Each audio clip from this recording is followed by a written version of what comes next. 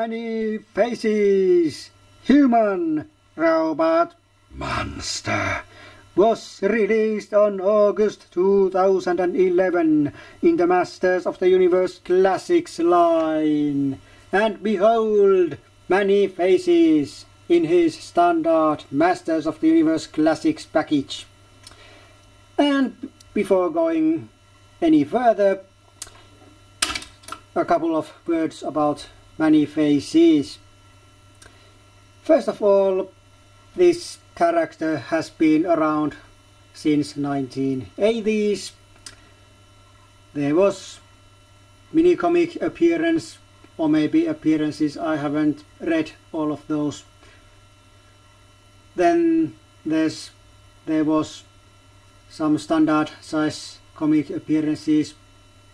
Well, if not in US comics, I know there was UK and German comics where he was in. And then, well, obviously he had a, well, maybe it's not obvious, but he had a toy figure on 1980s also.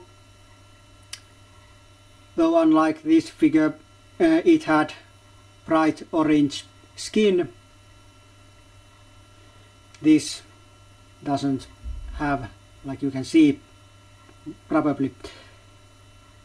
Of course, then there was the 1980s Filmation animation or animated series where Many Faces also appeared in 2 or 3 episodes, not sure.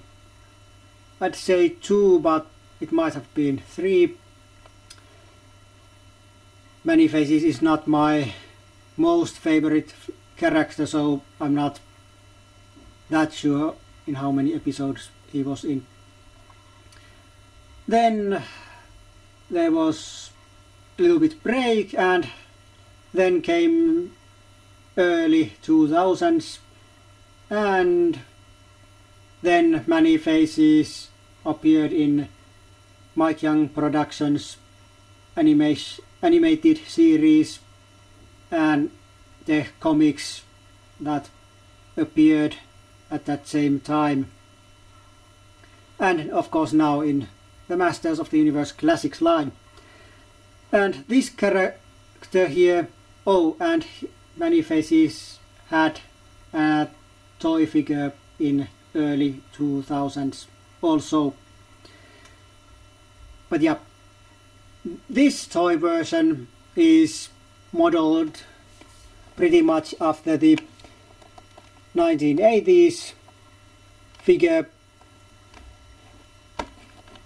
Well, the skin color is different, but otherwise it's pretty much the same character. Also, other color choices may be a little bit different, but well, it's nice to see it's not a straight copy. Well, I like, at least. Yeah. So that's about Many Faces, who is pretty popular, very known, and, well, a core member of the Heroic Warriors, which is not the Masters of the Universe. Even though I'm not sure what the Masters of the Universe is, I know that one thing, it's not just Heroic Warriors. Okay, but now history lesson ends. Well, maybe not, but we'll see. But let's see this package a little bit closer. And like I said, it's the standard package, which means nothing special here. Well, the product code is here, and then the air holes and no holes here. And since holes are on this side, you'll know that this is a male figure, because on female figures they would be on here. Well, at least on 2011 figures, that's been the trend, that holes here means it has been a female and holes here a male. And you can see that the package has a little bit dented, but I don't care. I'm going to open this figure very soon. And the figure itself seems to be alright, so that's good. But yeah, let's take that closer look of his package and front of the package and figure inside the package before opening the package. So here's many faces in the package, and well, you can't see the face so well, it's in shadows. That helmet kind of shadows his face, and if I'm trying to lighten it up a little bit, my ceiling lamp kind of does that, and it's not good, but I don't care, and neither should you, since like I said, I'm going to open this, and in my opened figure portion of this review you will be seeing the face much closer and better, maybe even too close for your liking, who knows. But yeah, and here's the logo and so on. And let's go on the back side. Here you can see some earlier figure releases with Man-E-Faces himself, and all these characters are heroic warriors, if you didn't know it already. And here's my personal favorite figure release as of now, Roboto.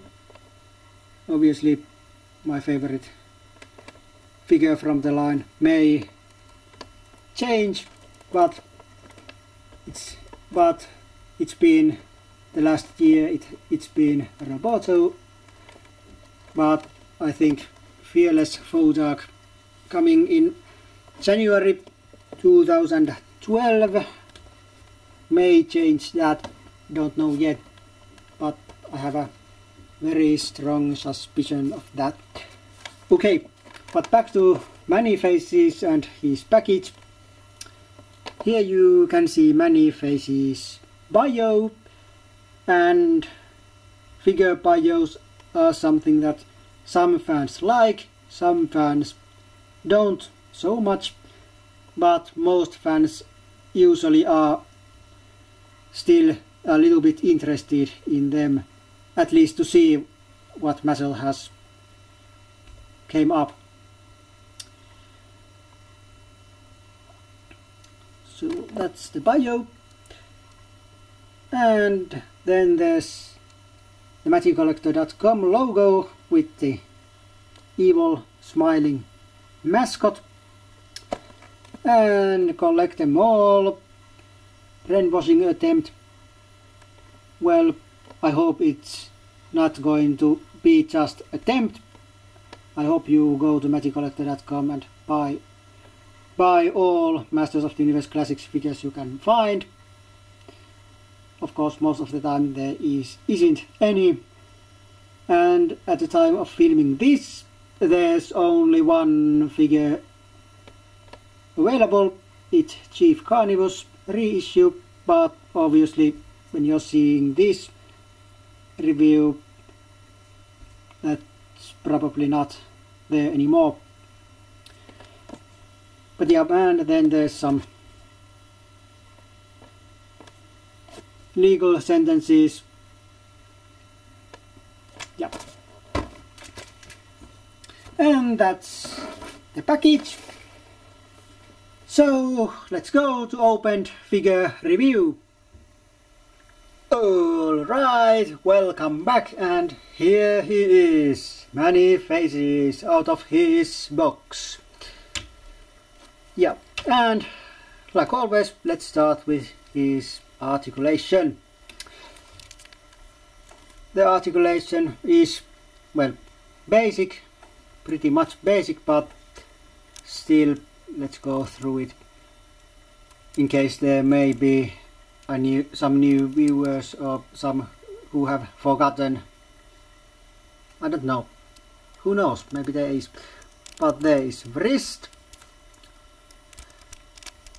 elbow, bicep, shoulder. Well, there's the head, which doesn't move really well. You can move it a little bit side to side, but that's it. No up or down. Then there's, well, this ab crunch, which is a little bit hindered by these tubes.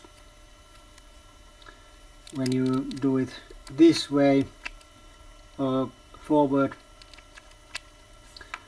when you do it this way, well, it doesn't hinder, but yeah. Then, well, waist twist, legs go, well, not much more than this. They go this far on the side, and why they are not going any more than this? Well, it's because this loincloth is pretty hard. There is some figures that have even harder loincloths, but not many, and I would have expected a figure this far on the line coming with much softer loincloth, especially since I know that figures like Icarius or Snoutspout and so on, still upcoming figures will have much softer loincloths. But okay, let's go back to this figure. There is also this 180 turn or rotation on upper legs. Then there's the knee, this boot thing moves, and then there's very stiff ankle. Okay, and that's all the articulation this figure has. And then some details. Well, legs are straight from Optic, or I mean Trapjaw, well, also Optic and Roboto. Actually, Optic and Roboto also shared this loincloth piece. Trapjaw had the furry loincloth. Like you can see, pretty much this matte blue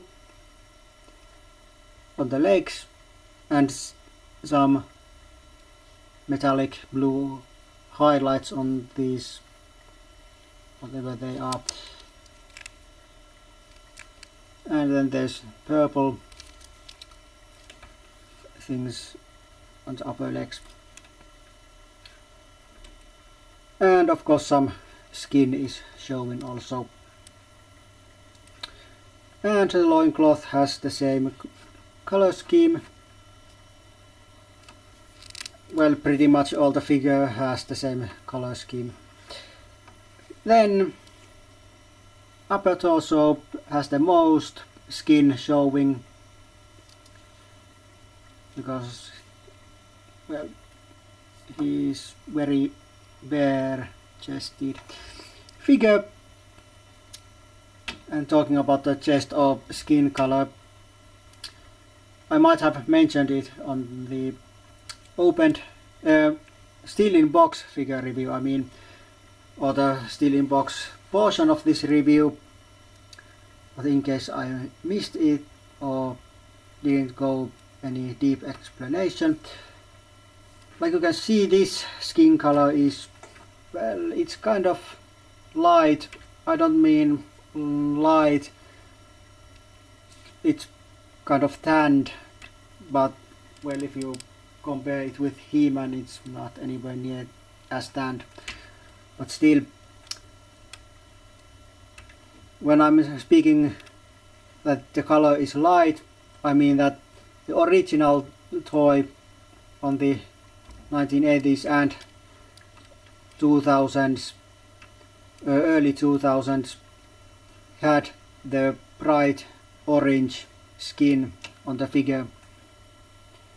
Well, technically it might have been even meant to be some kind of a suit, not skin, but still, these parts that are now skin colored were bright orange.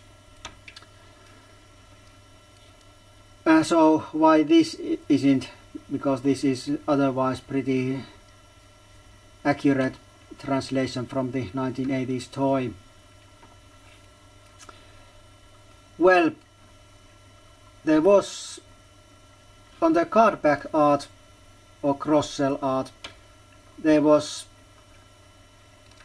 many faces. On the cross-cell art, many faces was shown with lighter skin, not the bright orange that was on the figure itself, or the released figure itself. And now that Classics line came about, Mattel had to choose.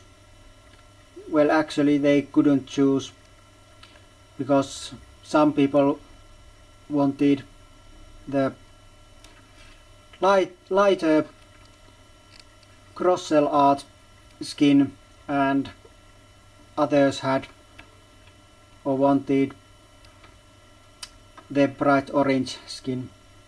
So Mattel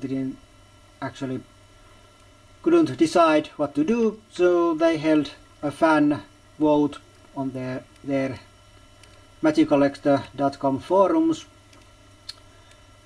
and fans decided that this color scheme, which is kind of half and half, not as light as it could be, but not bright orange, like you can see.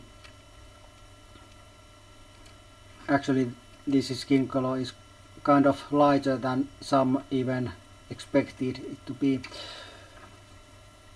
but still, the half and half option won. And yes, for the record, I was one of those who voted this color scheme option, so I'm happy. In my opinion, the bright orange wouldn't have fit the figure. Of course, I never had any of the other Many Faces figures before this, so I had no nostalgic connection to the skin color.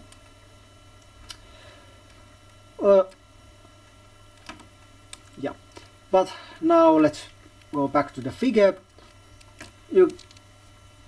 On the top of the upper torso, there's this, I don't know, it's not technically an armor, but it's these tubes that go into this helmet or headpiece.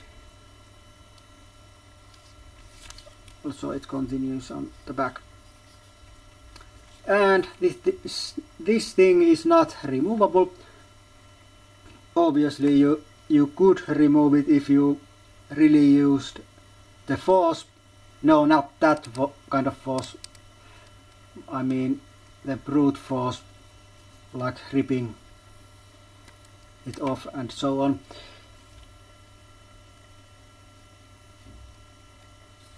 But it's not meant to be removed or detached. But it looks, well, not bad.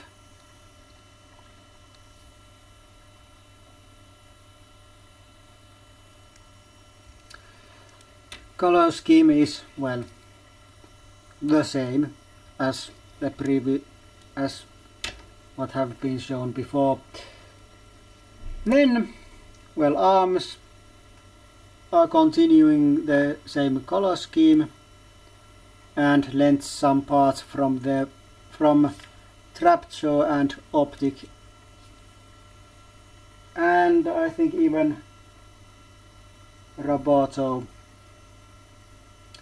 I'm not sure if they are straight reuses, especially on this part,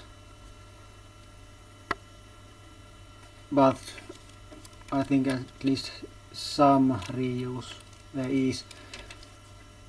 My Roboto and Optic and Trapjaw, and those figures are somewhere there behind me. I didn't took them here with me so I could compare, but it's at least, I think it's partially reuse. The shoulder pieces are new ones, that I'm sure about.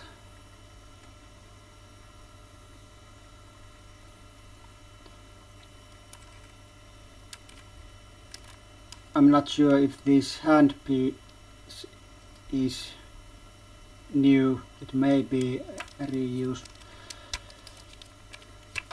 Yeah.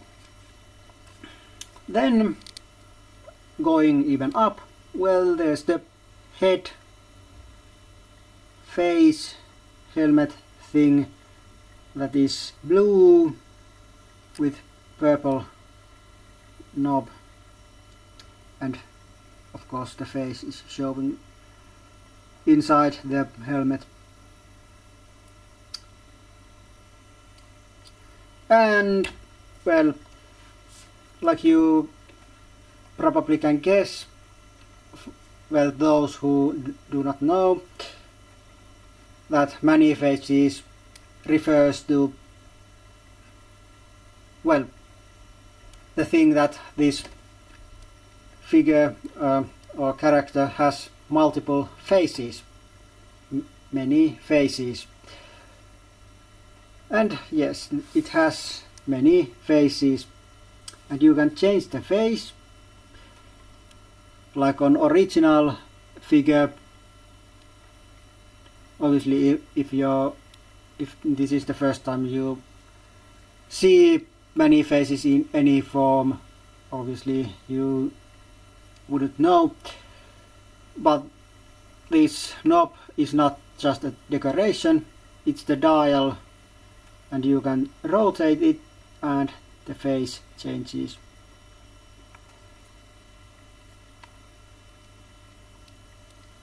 The first face was human, this is the robot, and the third one is the monster. Those are the three many faces.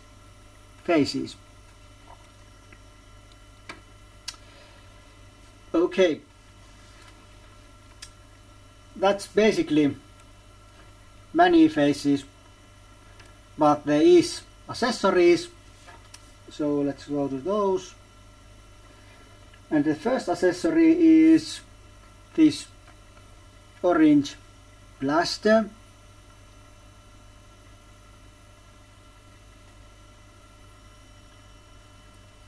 That is colored pretty much like the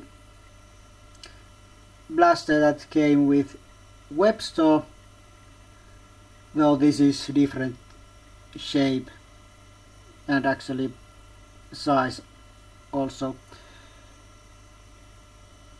The material is pretty much the same as on Webstore's blaster from, well, 2009.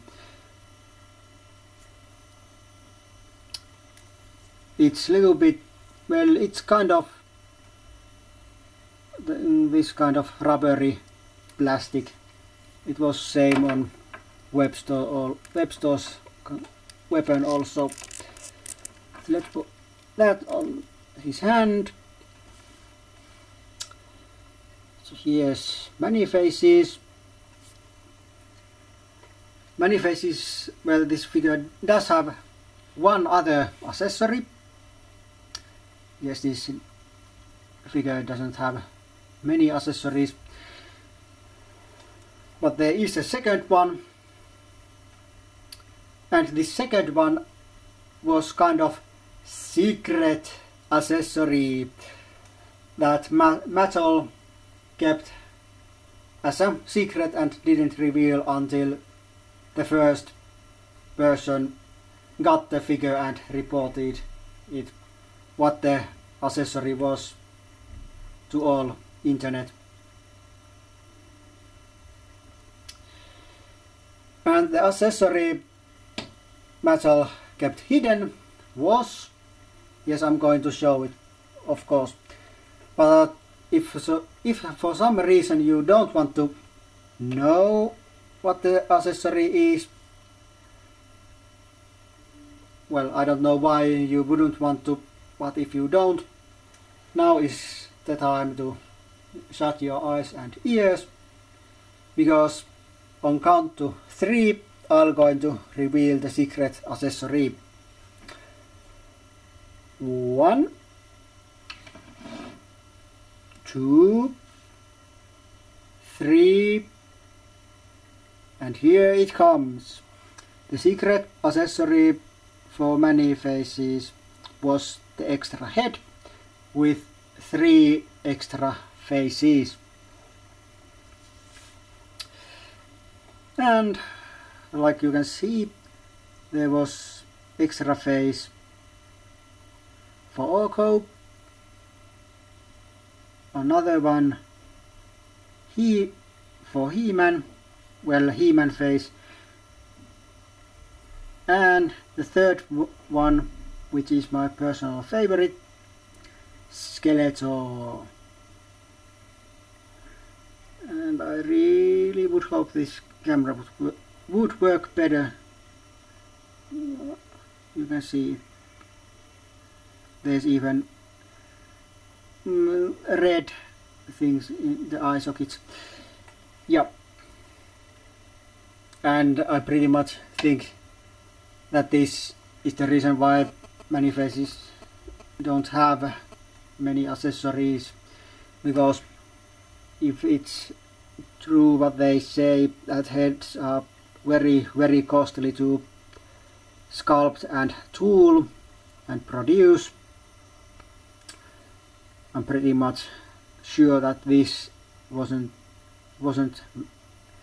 cheap.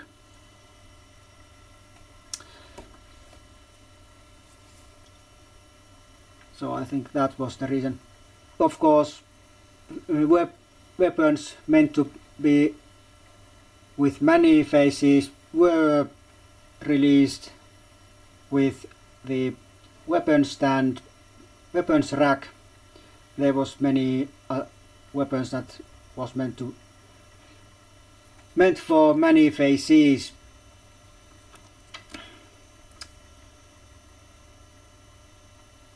And actually this was the reason why they weren't included with many faces himself, because it was already pretty costly on itself. But you probably can guess that this head helmet thing is removable, because how would you change this head otherwise? Well, it's easy to change a head. This knob, you can just pull it off. You can just pull the helmet off,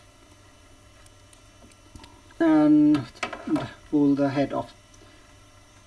And quick look on those default heads faces.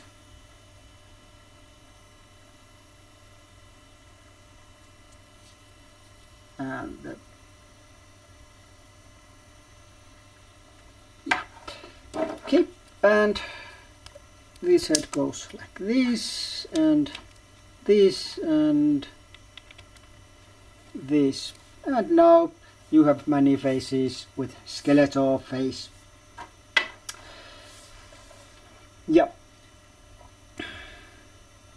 And that is for many faces. Personally, I'll give 3.5 from 5 to this figure. And while this figure is mostly okay and above average,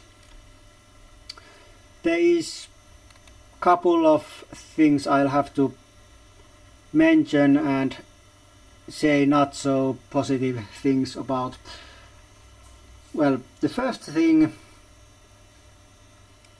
I'm not fan of is the different kind of rubbery, well, more rubbery kind of plastic, not as bad as on Chief Carnivus, but the same kind that was on Battleground Teela.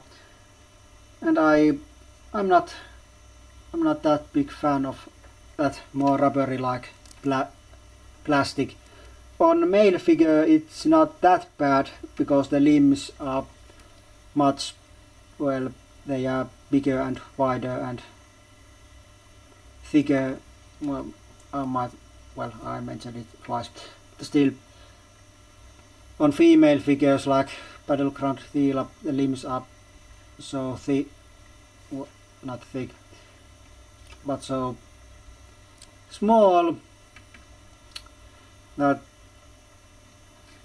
and thin that it's kind of annoying. That's actually the worst thing on my Battleground Teela, is that plastic, and I'm not really a fan of it here either. And the other thing I'm not so fond of, well okay, this hard plastic loincloth is also annoying. But the other big thing I don't like about, and maybe because, I'm not sure if it's because of this different kind of plastic or what, but some of the joints are way too loose. It's not optic loose where I couldn't even put the plaster on the hand and keep it stay up, but it's still annoyingly loose, and I don't like it at all. There's also, not all joints are loose, but many of them are. Not fan of that at all. Ankles are nice and tight. Actually, there's this trapjaw ankle curse kind of thing going on, where the left ankle is so stiff or so stiff that it doesn't actually even move anywhere. It's on my Roboto, it's on my Optic, it's on my Trapjaw, and now many faces. So loose joints and this different kind of plastic is my biggest complaints about this figure. And judging by how Leech looks like, it's still in package, well, mileage is still in package, but from what I could see through the package, it looks like it's this similar kind of plastic, but I'll see when it's time to open it how it actually is. But yeah, but still all the complaints, like I said, this is above average for me, even though it's not the top of on my most liked figures and characters from this line. And if you want it, well, it's sold out from magiccollector.com, and resellers are your only hope, especially when I think Mattel said that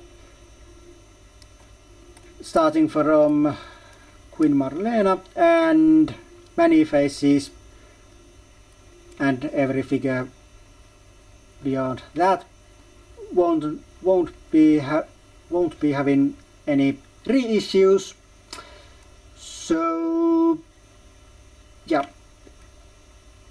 there may be some customer service stock sold, well, leftover customer service stock may be sold off at some point, but don't hold your breath and wait actual reissue of this guy, because it's highly possible that that never happens. Of course, with Mattel, who knows, they may say it won't happen, never ever, and the next thing you see, they'll say it's the next figure to be reissued. Who knows? But at least for now it may not be reissued. Okay, but enough of me rambling. That was Man-E-Faces review, and we see each other next time. But until then, it's goodbye for now.